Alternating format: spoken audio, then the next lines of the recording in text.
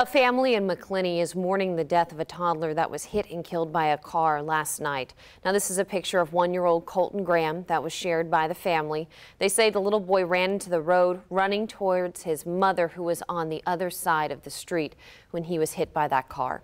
Our Alex Osiris spoke with the boy's grandfather, who says the family has faced a lot of tragedy recently.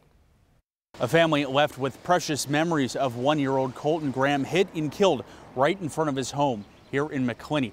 Now, as neighbors come by and pay their respects, their family begins to mourn.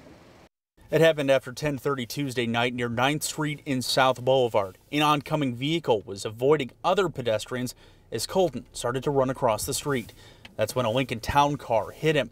Police say the driver pulled over immediately, identified as Marion Tisdale, who's cooperating with investigators.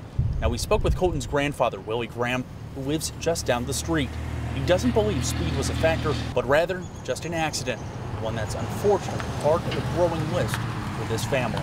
It's just been bad luck hitting a family for us, like losing people about death and stuff like that, and it's just that the whole family is just going through it right now.